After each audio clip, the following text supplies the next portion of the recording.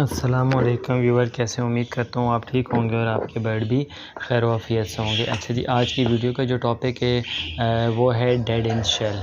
तो dead and shell के मुतालिक इंशाल्लाह मैं आपके साथ 7 से 8 किस्म की रीज़न्स शेयर करूँगा आपके साथ, और साथ उनके सोल्यूशन भी बताऊँगा आपको। जैसा कि आपको पता है कि सीज़न सितंबर या सितंबर के हाफ़ में स्टार्ट हो जाता है, तो हर बंदा चाहता है कि मेरे साथ कोई इस किस्म का मसला दरपेश ना हो। तो डेड एंड शेल के मुतालिक मैं इंशाल्लाह आपके साथ रीज़न्स और उसके साथ सोल्यूशन भी आपके साथ शेयर करूँगा, ताकि किसी भाई के पास इस किस्म का मसला पेश ना आए। क्योंकि ये देखें, हर बंदा बहुत मेहनत करता है और बहुत मेहनत से पट्ठों को तैयार करता है ब्रीडिंग सीज़न तक। तो जब डेड एंड शेल होता है तो काफ़ी लोग डिसहार्ड होते हैं, जिनके पास तो 4 से 5 पेयर, उनके पास अगर डेड एंड शेल का इशू आ जाए तो उनके लिए काफ़ी प्रॉब्लम होती है। अगर एक बंदे के पास 40-50 पेयर हैं तो उसके पास अगर 3-4-5 पेयर में अगर कोई इशू इस तरह का आ जाता है तो कोई बात नहीं है, लेकिन जिसके पास बेचारे के पास है ही 4 से 5 पेयर तो वो क्या करेगा। तो वीडियो को आपने मिस नहीं करना, स्किप नहीं करना, ठीक है। पूरी वीडियो आपने वॉच करनी है, ताकि जो भी मैं आपको रीज़न बताऊं और साथ उसके सोल्यूशन भी इंशाल्लाह आपके साथ शेयर करूंगा, तो इंशाल्लाह काफ़ी फ़ायदा होगा इस आने वाले सीज़न में आपको। अच्छा जी, सबसे पहली जो रीज़न होती है डेड एंड शेल की, वो होती है जी सिबलिंग, ठीक है। जब आपने बहन भाइयों की आपस में पेयरिंग की होती है तो उससे होता क्या है, उससे होता ये है कि आपके पास ब्रीड आती है, ठीक है, एग लेइंग आती है जो, तो उस एग जब फर्टाइल होता है तो उसमें जो एम्ब्रियो डेवलप होता है, ठीक है, वो डेवलप होने से ले के आपका हैचिंग के मरहल के दरमियान ही कभी भी किसी भी टाइम पे वो सर्वाइव नहीं कर पाता और वो डेड हो जाता है। उसकी रीज़न क्या है? उसकी रीज़न ये है कि जो आपने पेयरिंग की हुई है वो आपस में बहन भाई हैं और उनके जो पेरेंट्स हैं वो सेम ब्लड है उनमें, ठीक है। तो इस चीज़ का आपने ख़ास ख्याल रखना है। और अब इसका सोल्यूशन क्या है?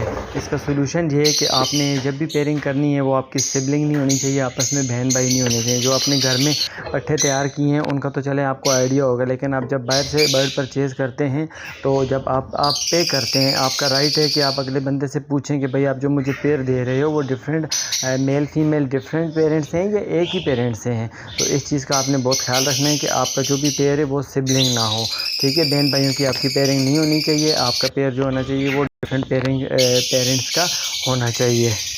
दूसरे नंबर पर जो रीज़न है जी वो है जी डाइट। आपने बर्ड को अच्छा दाना नहीं दिया, ठीक है। आपने बर्ड को पूरा 6 महीने 7 महीने जो भी आपने बर्ड को तैयार किया है उसमें ना कोई अच्छी सीड मिक्स थी, ना ही सॉफ्ट फूड अच्छा था, ना ही कोई कैल्शियम मिनरल्स जो भी बर्ड को रिक्वायर्ड थे वो आप लोगों ने नहीं दी। उसमें कैल्शियम की डेफिशिएंसी हो सकती है, मल्टीविटामिन की डेफिशिएंसी हो सकती है।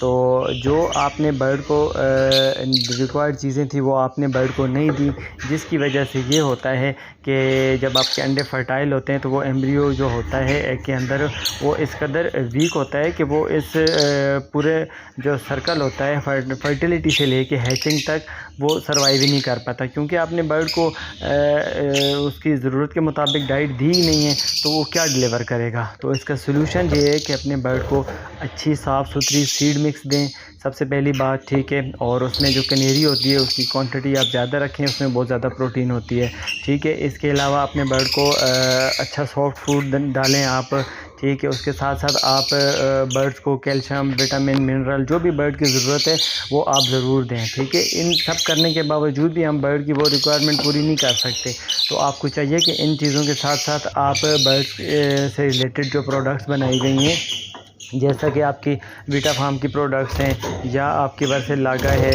न्यूट्रामैक्स है, इसके अलावा जो है जो भी प्रोडक्ट्स बनाई गई हैं उसकी रिकमेंडेड डोज के मुताबिक आप उनको यूज़ करवाएं, ताकि आपका बर्ड फुली प्रिपेयर हो ब्रीडिंग के लिए। तो जिसकी वजह से इसमें जो भी आपके पास ब्रीड आएगी इंशाल्लाह इसमें फिर कोई भी डेड एंड शेल का इशू नहीं आएगा।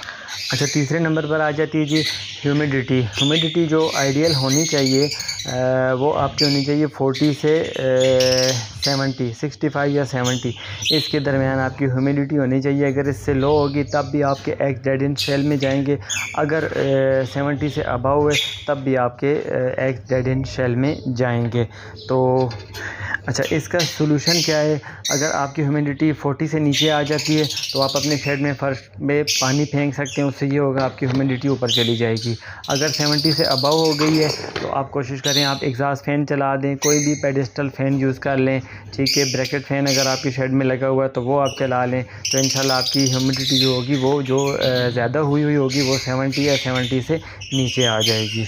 अच्छा जी, चौथे नंबर पर डेड एंड शेल की जो रीज़न होती है वो ये होती है कि हमने जो बर्ड को बॉक्सेस लगाए होते हैं या वो बहुत ज़्यादा बड़े होते हैं, बड़े होने के साथ साथ हमने प्रॉपर उनमें नेस्टिंग नहीं दी होती। जब नेस्टिंग कम होती है तो फ़ीमेल जब आपकी एग ले करती है तो अगर उसने 6 या 7 एग ले किए हैं तो एक तो नेस्टिंग कम थी, ठीक है, तो फीमेल ने 4 या 5 एग्स तो अपने नीचे अच्छे तरीके से इंक्यूबेशन करने लगी है, लेकिन 2 या 3 एग्स जो होंगे वो आपके दूर हो जाएंगे। दूर होने की वजह से उनकी प्रॉपर इंक्यूबेशन ही नहीं होगी। जब उनकी प्रॉपर इंक्यूबेशन ही नहीं होगी तो उसमें ज़ाहिर है अगर वो फर्टाइल भी हो गया, एम्ब्रियो उसमें डेवलप भी हो गया, तो वो आपके हैचिंग के मराइल तक नहीं पहुँचेंगे और डेड एंड शेल हो जाएगा उसमें।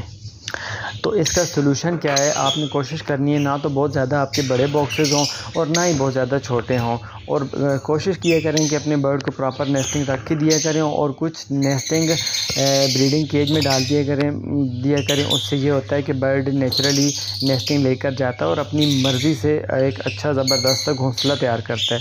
उससे ये होता है कि फ़ीमेल जितनी भी एग्स ले करती है वो सारे एक ही जगह इकट्ठे होते हैं और उनकी इंक्यूबेशन भी बहुत अच्छे तरीके से होती है, और फिर जितने भी एग्स होते हैं वो अल्हम्दुलिल्लाह आपके इंशाल्लाह वो उनमें हैचिंग होगी और डेड एंड शेल नहीं होगा, क्योंकि सबकी प्रॉपर इंक्यूबेशन हो रही होगी। 5वें नंबर पर जो डेड एंड शेल की रीज़न होती है वो ये होती है आपकी कि डर्टी नेस्टिंग मटेरियल होता है। जब आपका एक क्लच कंप्लीट हो चुका होता है और आपने नेस्टिंग तब्दील नहीं की होती तो पेयर ने दोबारा एग लेइंग स्टार्ट कर देते हैं। जब वो एग लेइंग स्टार्ट कर देते हैं तो आपके जो डर्टी नेस्टिंग मटेरियल होता है, बिस्किट वगैरह होती हैं बॉक्सेस में, तो उससे ये होता है कि उनमें बहुत सारे बैक्टीरियाज वगैरह पैदा हो जाते हैं, ठीक है, तो वो आपके एग्स को लग जाते हैं। तो एग के जो आउटर शेल होता है तो उसमें तकरीबन 70,000 पोर्स होते हैं, ठीक है। तो उन पोर्स के ज़रिए आपका जो बिस्किट या जो भी आपका डर्टी नेस्टिंग मटेरियल होता है तो वो बैक्टीरिया उनके अंदर चला जाता है, जिसकी वजह से आपके अंडे फर्टाइल हुए होते हैं, उनमें एम्ब्रियो डेवलप हुआ होता है तो वो उनको मार देता है। तो कोशिश किया करें आप, इसका सोल्यूशन ये है कि आप कोशिश किया करें कि जैसे ही आपका एक क्लच सेल्फ हो गया आप प्रॉपर बॉक्स को उतार लें। बॉक्स को उतारने के बाद आप उसको अच्छे तरीके से विरपोनेट से स्प्रे करें, साफ़ सुथरा करें, नई नेस्टिंग उसमें रख कर दें, ठीक है, ताकि फीमेल जब नए एग ले करे तो वो बॉक्स उसका साफ़ सुथरा हो, जिसकी वजह से डेड एंड शेल आपका इंशाल्लाह नहीं होगा। 6ठे नंबर पर जो डेड एंड शेल की एक रीज़न ये भी होती है कि हमने ओवर डोजेस कर देते हैं। कैल्शियम जो होती है उसको हम ओवर डोजेस यूज़ करवा देते हैं बर्ड को। हमने लगाई होती है केज के अंदर भी, हम लिक्विड फॉर्म में भी दे रहे होते हैं कैल्शियम एंड मिनरल, हम सॉफ्ट फूड के ऊपर भी दे रहे होते हैं। तो उससे होता क्या है? उससे होता ये है कि जब आपका चिक्स हैचिंग मराइल में पहुंचता है और जब उसने हैच होना होता है तो आपका जो एग शेल होता है वो इतना ज़्यादा हार्ड हुआ होता है कि चिक्स उसको ब्रेक ही नहीं कर पाता, ठीक है। तो इसी कोशिश में आपका चिक्स जो होता है वो एक्सपायर हो जाता है, अंदर ही डेड हो जाता है। तो इसका सोल्यूशन क्या है? इसका सोल्यूशन ये है कि अगर आपने केज के अंदर कैल्शियम ब्लॉक वगैरह लगाए हुए हैं तो आप अपनी क्वान्टिटी पानी में जो दे रहे हैं उसको बेशक बंद कर दें। आप सॉफ्ट फूड के ऊपर जो कैल्शियम मिनरल डाल रहे हैं उसकी क्वांटिटी को कम कर दें ताकि आपका बर्ड ओवर डोजेस ना हो। अच्छा जी, इसके अलावा एक रीज़न ये भी होती है कि डेड एंड शेल की कि हम अंडर एज बर्ड ब्रीड करवा देते हैं, मतलब कि बर्ड की एज बहुत कम होती है, स्पेशली फ़ीमेल का जो इंटरनली ब्रीडिंग स्ट्रक्चर होता है वही प्रॉपर डेवलप नहीं हुआ होता और हम उसको ब्रीड पर लगा देते हैं। इससे होता क्या है? इससे होता ये है कि फ़ीमेल जब आपकी एग ले करती है वो बहुत छोटे साइज़ के होते हैं। जब एग ही पहले से छोटे साइज़ का होगा तो उसमें क्या एम्ब्रियो डेवलप होगा या वो उससे डेवलप होने से लेकर एम्ब्रियो आपका हैचिंग के मराहल तक कैसे पहुंचेगा? वो आपका डेड एंड शेल में एग चले जाते हैं। तो इसका सोल्यूशन ये है कि कम से कम फ़ीमेल की एज आप 12 मंथ ज़रूर होने दें, ठीक है। इसके साथ साथ फ़ीमेल को कोशिश किया करें अपने बर्ड्स को बड़ी फ्लाई दिया करें और उनको अच्छा सॉफ्ट फूड दाना वगैरह अच्छा दें और बर्ड को प्रॉपर तैयार होने दिया करें। मेल अगर आपका 8 महीने 9 महीने का भी है तो कोई इशू नहीं है, ठीक है, लेकिन फ़ीमेल की एज कम से कम 12 मंथ होनी चाहिए। तो ये जी थी थोड़ी सी डेड एंड शेल के मुतालिक बातें, ठीक है। उम्मीद है आपको समझ आ आ गई होगी, और वीडियो अच्छी लगी हो तो लाइक करें, शेयर करें, ज़्यादा से ज़्यादा सब्सक्राइब करें। तो मिलते हैं किसी नई वीडियो में नए टॉपिक पर, तब तक के लिए